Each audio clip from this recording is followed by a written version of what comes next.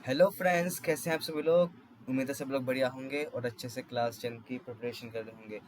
तो इस वीडियो में आज मैं आप लोगों के लिए लेकर आया हूँ क्लास 10 सीबीएसई मैथ्स का chapter number 3 pair of linear equation in two variables का एक और क्वेश्चन। और ये क्वेश्चन 5 मार्क का क्वेश्चन है और सीबीएसई 2025 यानी इसी साल पूछा गया है। तो बहुत इंपॉर्टेंट क्वेश्चन में से एक है कि रिसेंट PYQ है ये। तो चलिए बड़े ही आसानी तरीके से और मज़े से इस क्वेश्चन करते हैं सॉल्व। तो मैं इसका सॉल्यूशन अब करना स्टार्ट कर देता हूँ, पर उससे पहले बता दूँ कि मेरा नाम है अवनीश सिंह और आप लोग देख रहे हैं अपना चैनल थ्रेशोल्ड। तो चलिए, तो लाइन बाय लाइन क्वेश्चन को पढ़ेंगे और समझने की कोशिश करेंगे और सॉल्यूशन निकाल देंगे बड़े आसानी से। ठीक है, तो पहली लाइन में पढ़ता हूँ कि Vijay invested certain amount of money in two schemes A and B which offer interest at the rate of 8% per annum and 9% per annum respectively।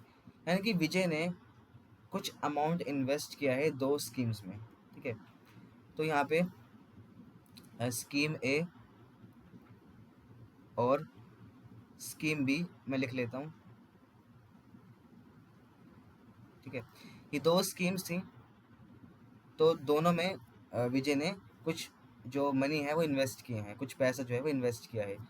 अब यहाँ पे बताया गया है कि जब उसने मनी इन्वेस्ट की है तो उसको 8% इंटरेस्ट मिल रहा है स्कीम ए से और 9% इंटरेस्ट मिल रहा है स्कीम बी से। तो जो भी मनी उसने इन्वेस्ट की है तो स्कीम ए से उसको मिल रहा है 8% और स्कीम बी से मिल रहा है 9%। ठीक है, लेकिन ये जो पैसा इन्वेस्ट किया है ये अलग अलग है, यानी स्कीम ए में कुछ अलग पैसा इन्वेस्ट किया है और स्कीम बी में कुछ अलग अमाउंट ऑफ मनी इन्वेस्ट किए हैं। ठीक है, तो यहाँ बताया गया है कि he received 1860 as the total annual interest. यानी इन दोनों को मिला के उसको टोटल एनुअल इंटरेस्ट जो है वो 1860 रुपीज़ है। यानी इन दोनों को मैं ऐड कर लूँ तो मुझे मिलेगा 1860 रुपीज़ का इंटरेस्ट जो है। ठीक है, तो how ever had he interchange the amounts of interest investments in the two schemes. अगर उसने ये जो पैसे हैं, जो इन्वेस्टमेंट है वो इंटरचेंज कर ली होती है ना, यानी इसकी स्कीम ए में उसने जो है वो स्कीम बी जितना पैसा लगाया होता और स्कीम ए में जितना पैसा लगाया उसने स्कीम बी में उतना पैसा लगाया होता, तो उसको जो विजय है उनको ₹20 ज़्यादा मिलते, 20 रुपये ज़्यादा मिलता। 1860 रुपीज़ से 20 रुपये ज़्यादा मिलता एज एनुअल इंटरेस्ट। तो हमें बताना है कि कितना पैसा उसने इन्वेस्ट किया है स्कीम ए और स्कीम बी में। ठीक है, तो मैं मान लेता हूँ कि स्कीम ए में विजय ने इन्वेस्ट किया है ₹X। कितना? ₹X, है ना। ₹X अमाउंट विजय ने इन्वेस्ट किया है स्कीम ए में और स्कीम बी में विजय ने इन्वेस्ट किया है ₹Y। ठीक है, अब एक चीज़ मुझे बताइए कि ये जो अमाउंट है 1860, ये जो दोनों इंटरेस्ट है उनके पैसों को मिला के है। इसका मतलब कि जो विजय ने इन्वेस्ट किए हैं यानी कि 8% ऑफ एक्स जितना पैसा मिला है, अगर मैं उसमें जोड़ दूँ y, sorry 9% of y, 9% of y, तो क्या मुझे 1860 मिल जाएगा? 1860। हाँ, क्योंकि इसमें जो इंटरेस्ट मिला है और इसमें जो इंटरेस्ट मिला है स्कीम में और स्कीम बी में, उनको मिला के 1860 जो रुपीज़ टोटल बनते हैं। ठीक है, तो अब स्कीम ए से तो 8% मिलना था, तो 8% ऑफ एक्स मनी जो स्कीम ए में दी गई थी और 9% ऑफ वाई मनी जो स्कीम बी में दी गई थी इज इक्वल टू 1860। ठीक है, क्लियर। ठीक है, तो ये इंटरेस्ट है बेसिकली, ये भी इंटरेस्ट है, ये भी इंटरेस्ट है ना। ये 8% है एक्स अमाउंट ऑफ मनी, ये 9% है y amount of money. X दिया गया था स्कीम ए में और वाई दिया गया था स्कीम बी में। इनका टोटल जो इंटरेस्ट है वो है 1860। ठीक है, अब थोड़ा फर्दर सॉल्व करेंगे तो इसको डेसिमल में लिखना चाहो तो वो भी लिख सकते हो।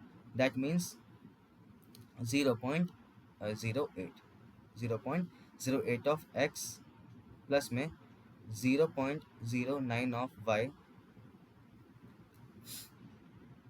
Is equal to 1860। यही हमसे ये क्वेश्चन में कहा गया था, है ना।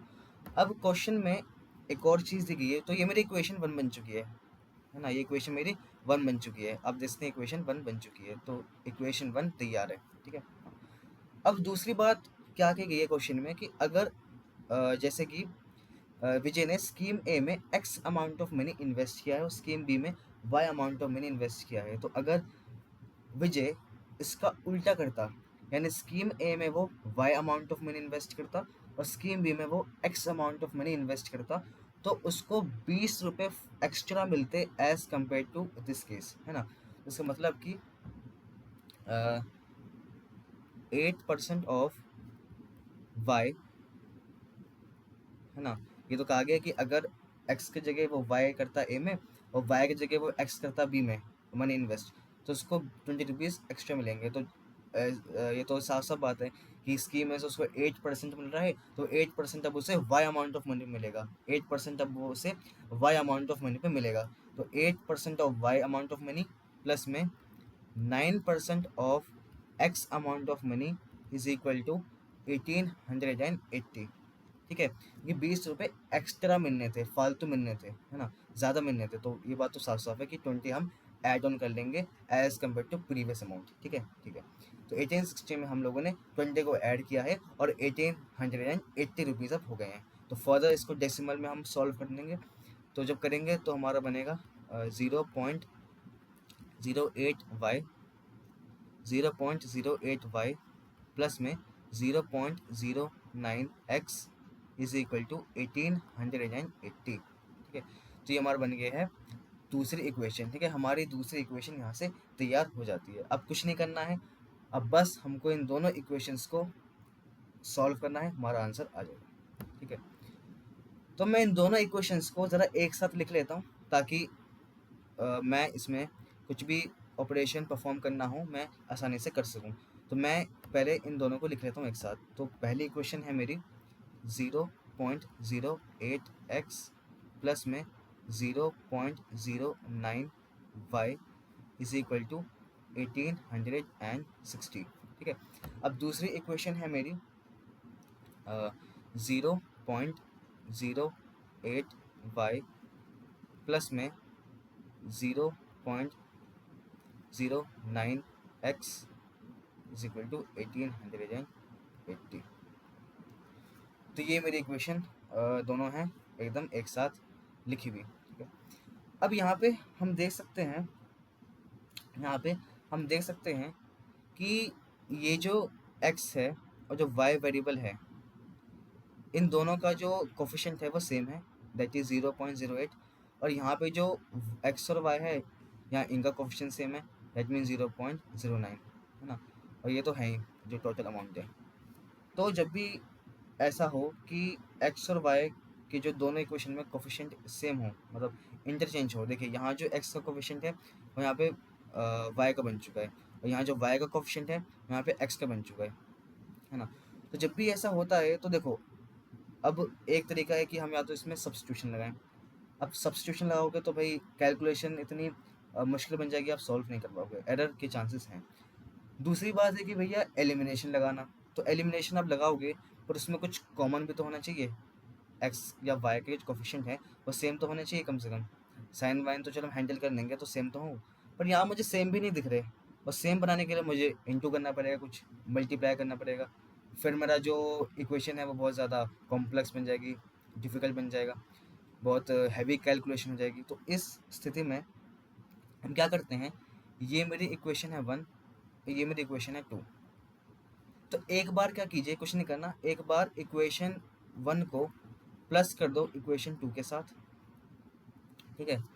और एक बार क्या करो, इक्वेशन 2 को माइनस कर दो इक्वेशन 1 के साथ। आप उल्टा भी कर सकते थे, इक्वेशन 1 को भी आप माइनस कर सकते थे इक्वेशन 2 के साथ, लेकिन यहाँ मुझे दिख रहा है कि ये बड़ा नंबर है तो थोड़ा सा वो हो जाता है बायस वाली चीज़। तो यहाँ पे अब मैं पहले प्लस करूँगा इक्वेशन 2 और 1 को, और एक बार माइनस करूँगा। तो सबसे पहले मैं इसको ज़रा अच्छे से लिख लेता हूँ, कैसे देखिए, 0.08x प्लस में 0.09y इज इक्वल टू 1860, अब यहाँ पे मैं लिखूँगा 0.09x प्लस में 0.08x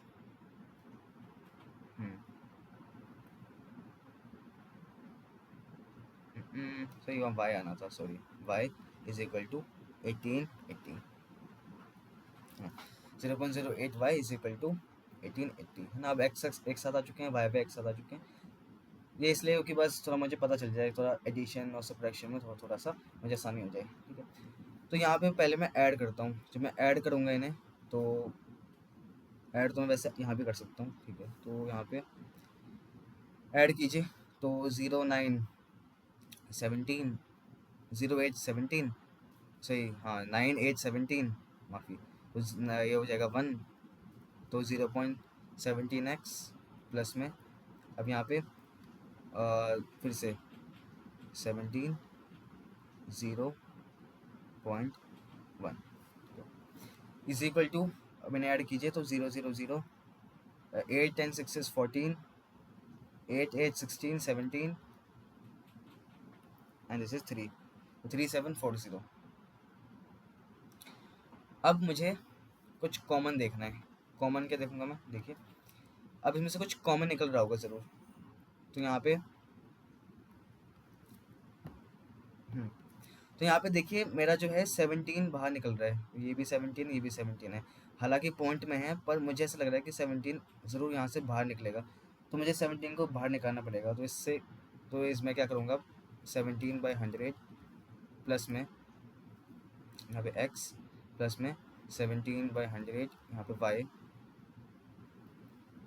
y is equal to 3740। अब 17 को मुझे एक करके बाहर निकालना है ना। तो बाहर निकालने के लिए मुझे यहाँ भी कुछ कॉमन चाहिए, तो मैं देखता हूँ कि 17 क्या कॉमन आ रहा है, क्या ये डिविजिबल है। तो देखता हूँ मैं 17 से, तो 3740 17 किससे जाएगा, 17 2 से चला जाएगा, 2 7 से 14 2 2 2 1 से 2 3, हाँ चला जाएगा। तो 17 2 से 34, 34 गया यहाँ से, ये गया 3 टाइम्स में, देन दिस इज़ 4, हाँ ये गया फिर से 2 टाइम्स में, तो अगेन 17 2 से 34, ये कैंसल और 0 का 0 यहाँ पे, तो हाँ ये हो रहा है, ठीक है। तो 17 मैंने यहाँ से बाहर निकाल दिया, तो 17 1/100 x प्लस में 1/100 y is equal to 17 into 220, ठीक है। तो 17 से ये और ये कैंसल, ये हो जाएगा मेरा 0.01 x प्लस में 0.01 में y इज इक्वल टू 220। देखिए, तो अभी मेरी एक और इक्वेशन हो गई है तैयार, जो इक्वेशन नंबर मैं 3 लिख देता हूँ, ठीक है। ये मेरी इक्वेशन 1 और 2 ऐड करने के बाद आई है, इक्वेशन 1 और 2 ऐड करने के बाद आई है, और देखिए कितनी सिंपल हो चुकी हैं। अब जो वैल्यूज़ मेरी आई हैं वो कितनी छोटी छोटी वैल्यूज़ हैं। तो अब मुझे जल्दी से इक्वेशन 4 जो कि सब्ट्रैक्ट करने पे आएगी 2 और 1 को, मुझे वो भी एक बार निकाल लेनी है, और फिर मैं उसको सॉल्व कर सकता हूँ। तो मैं इन इक्वेशंस को एक बार फिर लिखता हूँ, ठीक है। तो 0.08 x और यहाँ पे 0.09 x प्लस प्लस में 0.09 y, ठीक है, प्लस में 0.09 y और प्लस में 0.08 y इक्वल टू में 1860 एंड 1880, 1860 एंड 1880, ठीक है। तो ये मेरी इक्वेशंस हो चुकी हैं, और अब मैं इसे सॉल्व करने जाता हूँ। तो चलो मैं इन दोनों को, ये 1 को 2 से ही सब्ट्रैक्ट कर लेता हूँ, ठीक है। तो बात एक ही पड़ेगी, और साइन वैन का थोड़ा वो चक्कर पड़ेगा, वो सेम वैल्यू आएगी। तो मैं चलिए 1 को 2 से ही कर लेता हूँ, 1 को 2 से माइनस ही कर देता हूँ मैं, ठीक है। अब यहाँ जब मैं इसे माइनस करने जाऊँगा, तो ये भी प्लस का है, ये भी प्लस का है, तो जब मैं इसको माइनस करने जाऊँगा तो इसका साइन चेंज, इसका साइन चेंज, इसका साइन भी चेंज, क्योंकि ये भी प्लस का, तो ये प्लस का, या ये जो नीचे वाले हैं सबके साइन चेंज हो जाएंगे। तो अब देखिए, तो 0.08 माइनस में 0.09x, तो प्लस में 0.08 माइनस में 0.09x कितना बन जाएगा, माइनस में 0.01x। ठीक है, ऐसे होगा। ठीक है, अब 0.09y माइनस में 0.08y।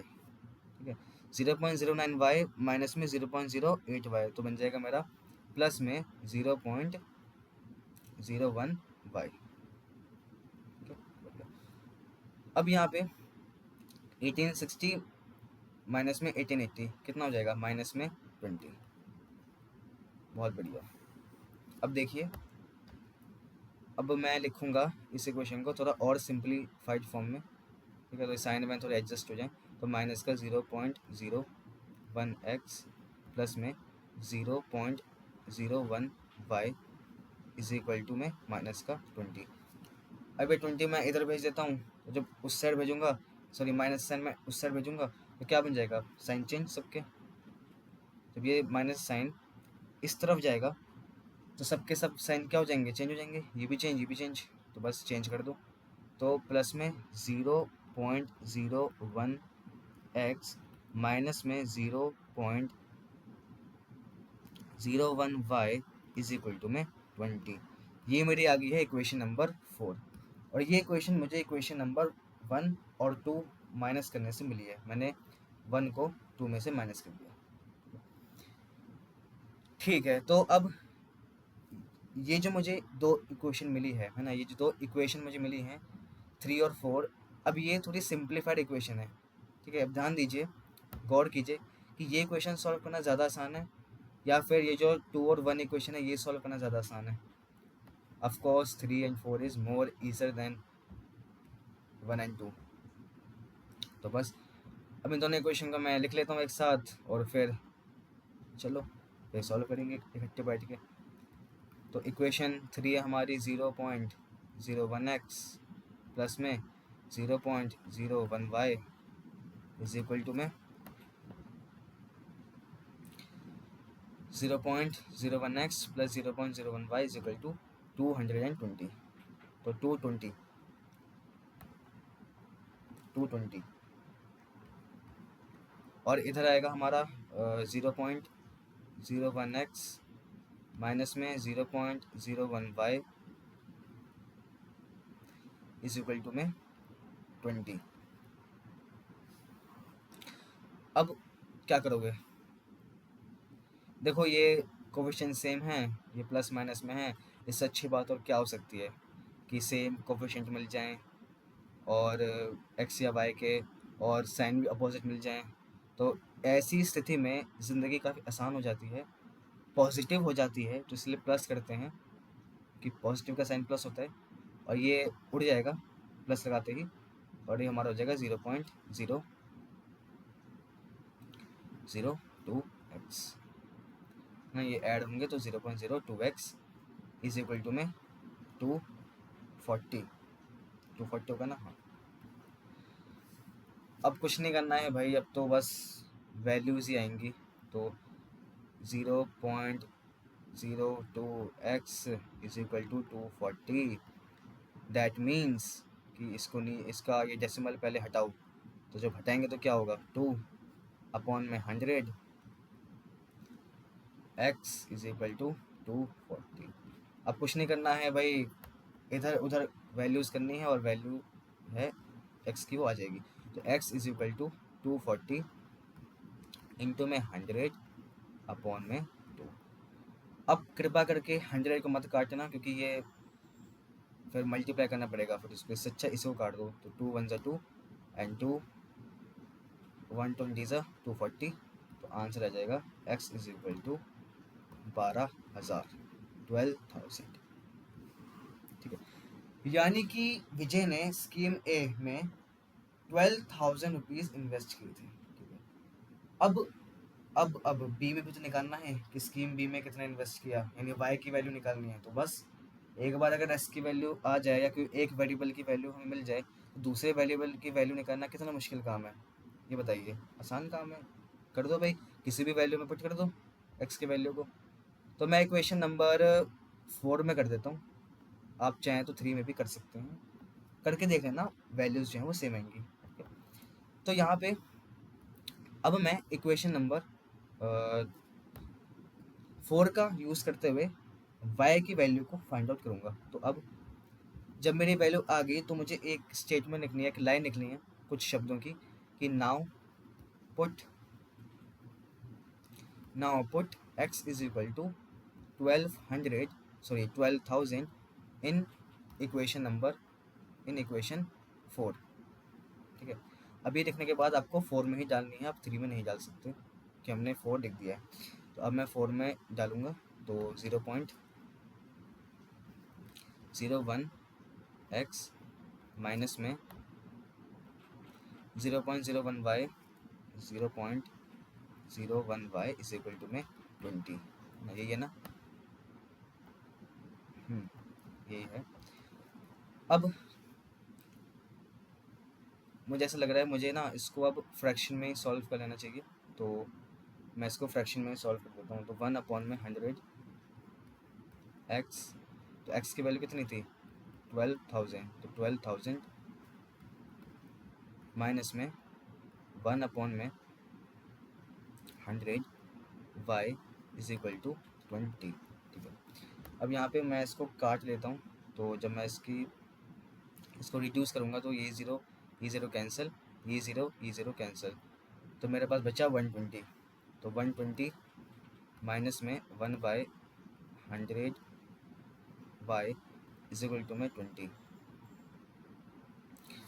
यहाँ पर हम इसको एलसीएम से भी कर सकते थे, तो कोई बात नहीं, मैं इसको क्या करता हूँ अब वेरिएबल को एक साथ ले जाता हूँ और कांस्टेंट को एक साथ ले जाता हूँ, है ना। तो 120 माइनस में 20 इज इक्वल टू में 1/100 y, तो ये हो जाएगा 100 इज इक्वल टू 1/100 y। तो बस इसको यहाँ ले जाओ, y की वैल्यू आ जाएगी। तो y इज इक्वल टू में 10,000। तो स्कीम बी में विजय ने 10,000 रुपीज़ इन्वेस्ट किए थे।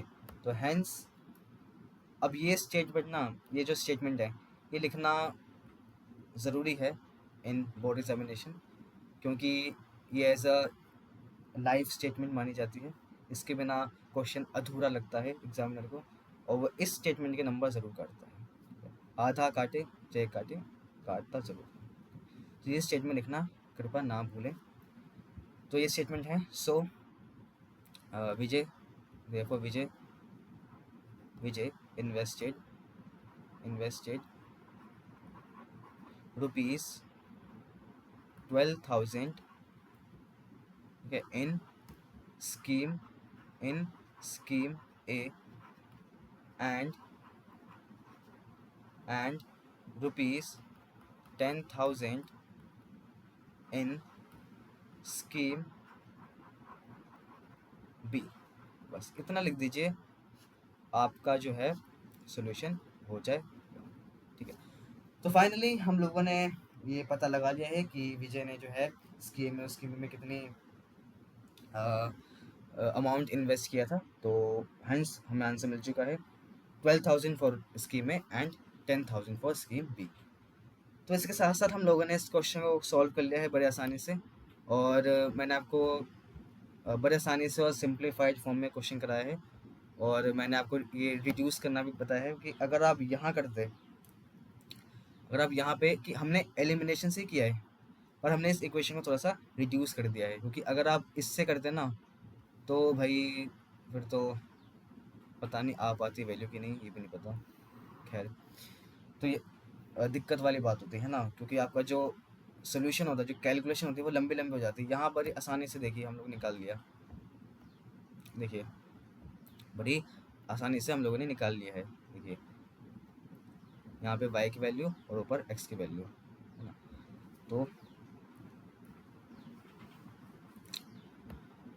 तो फाइनली ये क्वेश्चन हो गया है सॉल्व, और 5 नंबर क्वेश्चन था तो थोड़ा लंबा था, है ना। लंबा क्वेश्चन था 5 नंबर का, क्योंकि इसका सोल्यूशन लंबा ही है। और क्योंकि रिड्यूस करना पड़ा तो थोड़ा सा और लंबा हो गया है ना, तो थोड़ा सा और लंबा हो गया, तो इसलिए ये क्वेश्चन जो है 5 नंबर में पूछा है। ओके, अगर डायरेक्ट हो जाता तो ये फिर 2 या 3 नंबर में आता। तो फाइनली हम लोगों ने इस क्वेश्चन को कर लिया है solve. Thank you very very much इस वीडियो को देखने के लिए। ऐसे ही हम आप लोगों के लिए और भी वीडियोस लाते रहेंगे, PYQs लाते रहेंगे, इस चैप्टर की भी साथ साथ अगले चैप्टर की भी। और ये क्वेश्चन जो है ये आपका 5 नंबर में आता है। और अगर ये वर्ड प्रॉब्लम में ना आए, ये तो वर्ड प्रॉब्लम में थी, तो अगर ये वर्ड प्रॉब्लम में ना आए तो ये क्वेश्चन आपका 2 या 3 नंबर में भी पूछा जा सकता है। अगर ये खाली आपको इक्वेशन भी दे देता, ये क्या करेंगे कि कभी कभार ऐसा होता है कि आपको सिर्फ ये 2 इक्वेशन दे दी जाती है और कहा जाता है simplify, solve for x and y.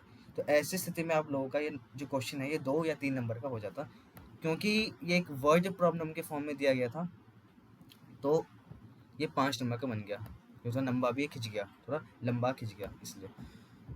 तो ये क्वेश्चन जो है ये 2 या 3 नंबर में पूछा जा सकता है अगर ये वर्ड प्रॉब्लम में ना हो तो, ठीक है। तो फाइनली हम लोगों ने डिस्कस कर लिया क्वेश्चन को, और कितने नंबर में आ सकता है और कैसे कैसे पूछा जा सकता है। 2 या 3 नंबर में भी हम लोगों ने डिस्कस कर लिया है। 5 नंबर में पूछा जा सकता है इस टाइप के क्वेश्चन में, 2 या 3 नंबर अगर बिना वर्ड प्रॉब्लम के टाइप में हो तो चलिए मिलते हैं अगली वीडियो में। आज के लिए इतना ही, जब तक के लिए take care, bye bye and good night, all the best.